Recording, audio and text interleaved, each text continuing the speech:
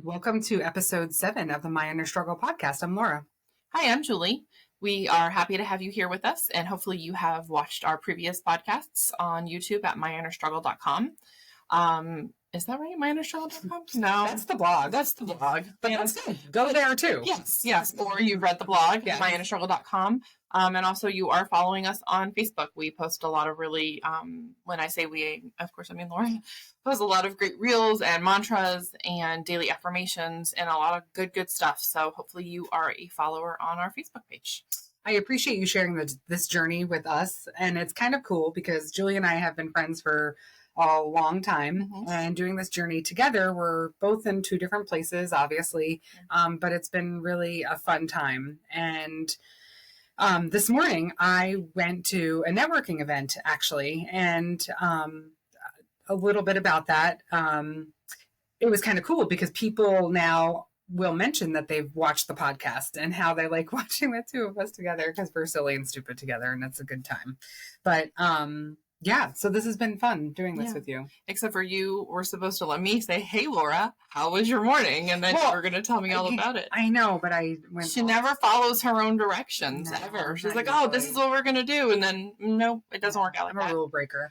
You are a rule breaker. What I wanted to talk about is I began this journey 8 years ago, blogging my experience. Basically, I had lost my mother very suddenly. And at that moment, and I was explaining this to someone today at this networking event that you didn't go with me to. So anyway, so the woman was like, I actually just got chills, like thinking about that. My mother passed away. And I was like, my life has to change. It's too short and I'm wasting my time. And I wasn't in a very happy place. I wasn't a happy person.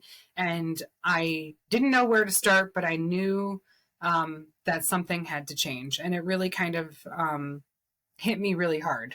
And what I needed to work on most at the time was my confidence and loving myself. And so that's how the blog began and my journey began. And as you're building a business, because I'm building a business, or a couple, actually, honestly, you have a lot of effort that you're putting in. You're constantly going, and I am an introvert. And so sometimes those events are kind of difficult for me. Yep. I would rather speak in a room of 200 people than sit at a table with 12 and make small talk.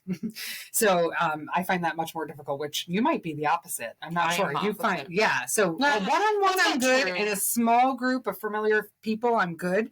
But in a group of 12 people, that's sort of my Achilles heel right there. Yeah. No, I think I'm pretty comfortable either. I mean, I can speak in front of, a large crowd or a small group. Okay. I'm pretty good either way. You're flexible. Yeah. Yeah. I'm pretty awesome. So what I wanted to yeah, you are. Yes. You forgot that compliment.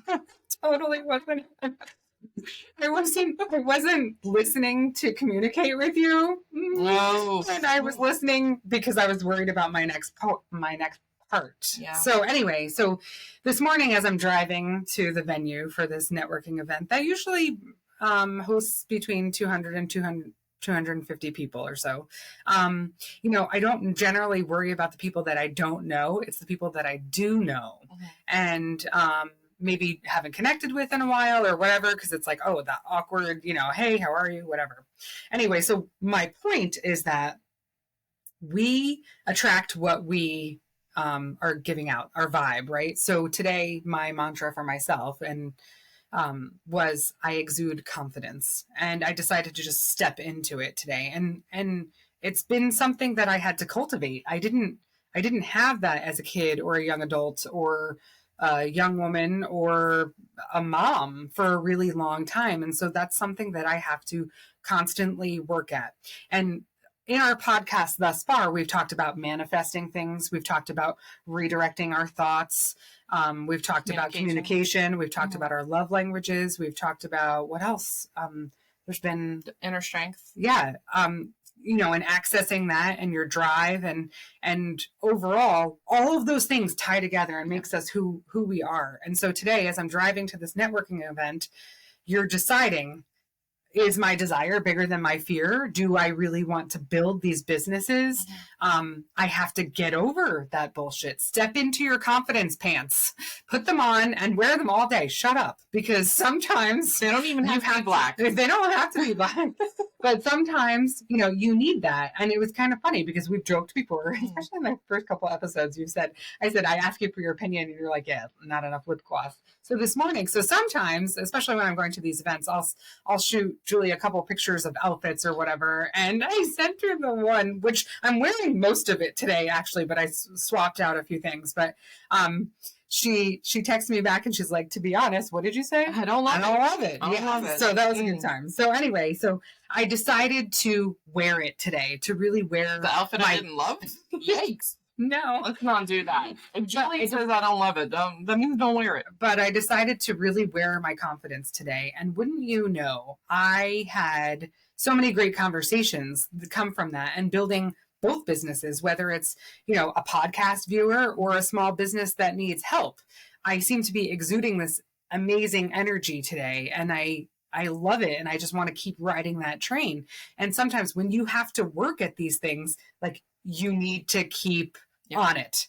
Like we all have these times where it's, it can be dark or defeating. And we had that conversation when you got here today for your meeting. Like, I was sick last week and I spent a few days kind of in bed and coughing and not feeling great. And when you're not in that space and when you're actively pursuing things, having conversations, interacting with people, getting out of your comfort zone, keep riding that train. It's really important. Choo choo. I can chew so much right now. So, this week, I think that Julie is going to be the star because we are talking about morning routines and we don't have, it's not going to be a super long podcast, so stick with us. Okay. But morning routine is something that I've been struggling with for a really long time. And because I say it and I'm affirming I'm not a morning person, but I think there's something to your biological clock, but I really need to just jump in and fucking do it. But your morning routine is something of you're my idol, really. It's so why don't you tell us about your morning routine? Well, morning routines, let's take a step back. Morning routines really set the tone for the whole day, right? Yes. So if your morning routine is sporadic and off kilter and you're kind of from, A to Z instead of A to B. Are you? Okay. I'm not looking at you directly. I'm just looking at you because it's a conversation. Okay. But it sets your tone for the whole day, yes, right? So then the whole day becomes this really sporadic, jump. You're out of control. You're feeling like you're out of control. So, and that's one thing that I, really try not to do. Right. But in my morning routine is definitely not one. I mean, I love that you love it, but it's not one that a lot of people should try to emulate. Emulate. But it works for you. And that's the part that's interesting. So I am all about setting up my day the night before, and I do that. Yeah. But when I get up in the morning, I don't have a set, all right, get my coffee, work out, things like that. And that's what I really need to cultivate within myself. So my alarm is Jeremy, my husband. He gets me up because he is up way before me. And so he is usually up 5 o'clock and he gets himself ready for work and whatever. And then he wakes me up about 5:45, between 5:45 and 6 with a cup of coffee. Do you don't even set an alarm? No. Okay. No, I don't know. Right. So I needed Jeremy. Go on. Yes. Next. And then I get up, I wake the kids up a little after 6 and then I make them both lunch, which, my high school freshmen and seniors should probably be making their own. But, as a mom, I feel like it's one of the things that I do and I enjoy doing it. So I'm going to continue. And I pack their lunches and I make sure that, their stuff is together. I make them both breakfast and then I do laundry and I clean the kitchen and then usually after the kids leave at a little before 7, then I get myself ready for work and then I'm out the door and at 7:30. Okay. So yeah, I mean it allows me. I hate coming home after being gone all day, to like dishes in the sink, or usually I like will fold whatever laundry there is, and if there's especially because the kids play sports, so like it's like every day. It's every day, and they need their uniforms that they wear today for tomorrow, and whatever. So I feel like it just kind of helps set the tone for everybody's day, especially because teenagers sometimes have a hard time getting up and out of their own way, I guess, maybe. So it's worked for us, and I know eventually I'm going to be that empty nester who doesn't do that anymore, and then I don't know, I'm going to come over to your house and bring you coffee and be like, let's go work out. Yes. I think that would be awesome, actually. So I wouldn't have trouble with like a morning routine if my morning started at 9. It's the time. I'm tired. It takes me a little while to get moving in the morning. I will say, yes, you go to bed much later than I do. I am nocturnal. Right. I am not. Yeah. So usually by 8:30, I'm already kind of making my way to my bed, and I'll lay in bed for maybe an hour-ish or so on my phone, but usually between 9:30 and 10. We need to talk about that too, but between 9:30 and 10, like I'm phone down, eyes closed, fall asleep. I do notice when you stop texting me at night. Yes. There's no good night, no sweet dreams. No.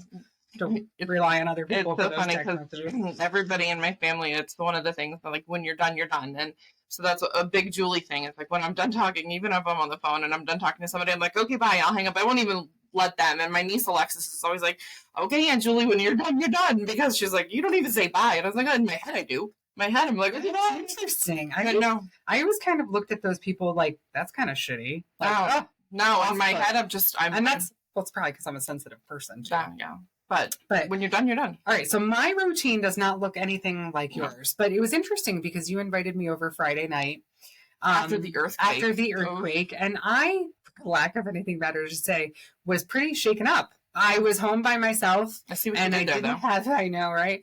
And I didn't have my kids that weekend. And I just felt, it made me feel anxious, period. And I know that there are people that are listening that felt the same way. Yeah. And I just felt like I didn't have control. Basically, what if something happened? I'm on my own. I don't even have anybody to call. Like, if something actually happened, like there was no, so, and it sounds like sad in a way, but I just feel like I felt very like alone and vulnerable is like what I felt like. And what if something happened and I'm just here by myself? Like I have, so it made me really feel anxious. And so Julie invited me over so generously. So I got to sit, and snuggle on the couch and we watched a movie. We did. But I did notice, like, every time I go to your house is like spotless. Granted, you don't have an 8-year-old, which makes the majority of the mess in my house right now at this point. I feel like, well, that and the animals is the problem. But your house is always neat and tidy. I have never not seen it neat and tidy. And actually, this is so funny because we were working on some things. So I brought my laptop over and I'm sitting at your coffee table on the floor. And then, I'm just like doing my thing. And I guess I'm a little bit more of a free spirit, I would say. Maybe that makes sense, right? Bit. Yeah. Mm-hmm. Julie comes into the living room and she's like, okay, can you put that away now? Because we're going to eat. Yeah. And, well, I mean, it was, first of all, it was Friday. It was like happy hour Friday. So that's a really long, like, I am always on. Yeah. This is always, I'm building multiple businesses. And so but I need to be better at that balance without a doubt. You do. And so that was just kind of funny because you're like, okay, we're putting this away now. But can you put this away? She literally brought my purse over and puts the laptop in the purse. And then I'm like, okay, I don't want to get mad. I don't want mom to get mad at me. But every time I go over to your house, it's spotless. And I'm always like, oh, my house isn't a disaster, but I can't seem to get on top of it all the time because I'm always like running around. But your routines are what make that different. Well, it's true. I mean, every morning I make sure my kitchen is clean, my counters are wiped, my dining room is clean. I make sure And do your kids help with any of that stuff? Like ever? Austin is no. I mean, once in a while, like if we ask him, if we ask him to unload the dishwasher. Easier. I don't want to say, because it's important that we raise our children, to be good people and to be responsible and all of that. I'm not judging anything. Certain circumstances make it difficult sometimes than others. Like, once they have jobs and other things, so you can't, it's hard to find the balance, but I do ask my kids to do things. Mm-hmm. It's not always consistent. So like last night, Mondays are always crazy for me. The kitchen was a mess, I will fully admit, but I was running around like a mad person yesterday between clients and appointments and stuff like that. And I get back home and I'm like, oh, that's right, because the eclipse was yesterday too, right? So I picked up my littlest from school and then we all met back at the house and we sat on the deck and watched what we could see of the eclipse and everything. And then I sit down at the kitchen table and I've got my computer there and I'm like, okay, I can finally take a breath and figure out what's next because I've been running around like a crazy person all day. Okay, I'm going to have to get these kids dinner, but the kitchen needs to be clean for, so this is my lack of planning ahead, but I plan ahead in other ways that maybe you don't, right? We were talking about. Right. So, herein lies, I recruited my children, like Matthew emptied the dishwasher so I could load it. He started dinner. We work as a team most of the time, but I'd really like to get to that point where I've been talking about this for years, and you do at certain times, I need to get to maintenance, right? Yeah. So I need to develop this routine, but I need to put in the work in order to get to maintenance.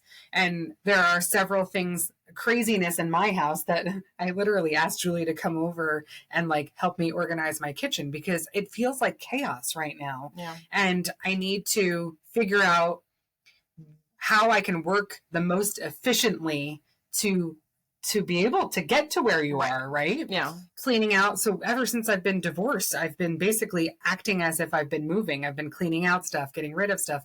And it's kind of, I don't know if that our parents did that in that generation. We just collected a house full of shit. And then like, when we moved, it was like, oh God, we have like so much stuff. I just had this conversation with my mother-in-law because she was saying, one of the best things that generation can do for, our generation, for us parents who are older and, eventually going to pass away, is to clean out and get rid of their stuff because your kids don't want it. Like we don't have the collections that, older generations had. They collected stuff and they had, they liked to do that. Whereas, I'm pretty simple. Like I don't have collections in my house. Like I don't have a lot of stuff. But that's also one of, my daughter is very, she likes everything kind of how it is. And she helps us all keep, it definitely, Claire keeps us everybody on track,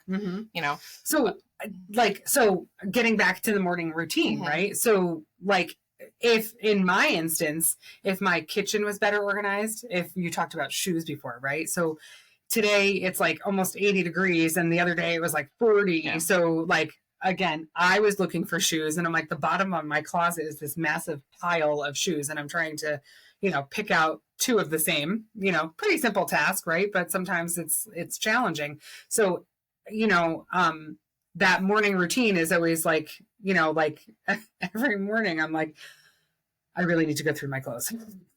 I really need to go through my shoes. I really need to, get this kitchen under control. So I think I'm going to start venturing and taking some of my free time and sort of putting everything else on pause, even for a couple hours, to get myself into that space of maintenance and then creating my morning routine. And, I think if you can just take, as far as the morning routine goes, if you can take one thing that would make your life easier, whether it's setting your coffee up the night before so that it goes off in the morning so you're not waiting for it, or your tea or whatever, if you are the lunch packer for, yourself, your kids, your spouse, whatever, packing it the day before and putting it in the, when I used to out in the morning. Yeah. When I used to do a lot of business development and I would be gone at like 6 a.m. before the kids would even wake up, I would pack their stuff the night before and then I would put, anything that didn't need to be refrigerated in their lunchbox and then anything in the refrigerator could just go right in. Right. So it was still, so if you can just pick one thing that you're not doing right now and then just, 30 days makes a habit. So for 30 days, do that one thing and just see what kind of a difference it makes. And then maybe that one thing will snowball into 2 or 3. Can you call me every day and make sure I'm doing my tasks? Sure. It would be my pleasure. Okay, good. So funny. I have to say that we're going back to when you said you came over and my house was like really clean and stuff. And oh no! Did something? I totally running around like a screaming banshee before I got there. No. But I totally thought, because you got up at one point, you got up and you went somewhere, and then when you got up, my husband like jumped up and he got a coaster and he put it under your Oh, yes. And I didn't know if you knew he did that, and I thought you were going to blame it on me. And I was like, it wasn't me. I actually was going to, but he did it for you, I'm assuming. Yes. He knows. And then she actually grabbed a paper towel for her coaster so her coaster wouldn't get wet. Well, I love you anyway. When you have ice water and it's like sweaty, and then But that's what the coaster is for. I know, but then what if it drips over the sides of the coaster and then onto the table, and then it's a whole thing. Oh my god! Oh my god! Our listeners are going to think I got some serious OCD. Well, I just think particular. Leave me alone. So anyway, I hope that helped you sort of like contemplate your morning routine. I'd love to hear. We would love to hear. Yes. I just want to do a couple. Oh, shoot! Like a couple tips. Oh yeah. I said about setting up the coffee and tea the night before, whatever, we're packing lunch. But making sure you're getting a good night's sleep, because if you're not sleeping well, if you're not going to bed in a reasonable time, then getting up in the morning makes it very difficult. So then, you're kind of already starting behind the eight ball because you're sluggish and you don't really want to get up and do stuff. And then avoiding the snooze button. A lot of people will just kind of hit snooze. Yes. But that's, that it always makes me think of your Mel Robbins books with the, the 5 second rule. Yeah. So just like, okay, when your alarm goes off, instead of hitting snooze, be like, okay, 5, 4, 3, 2, 1, and I'm launch out of bed. I'm up. Yes. And then my quote for the day is, every morning is a chance at a new day.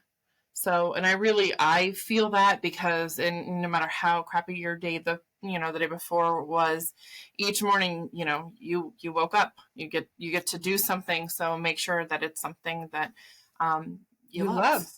Right. Ooh, that worked out really well. So thank you for listening. We want to hear from you about your morning routine.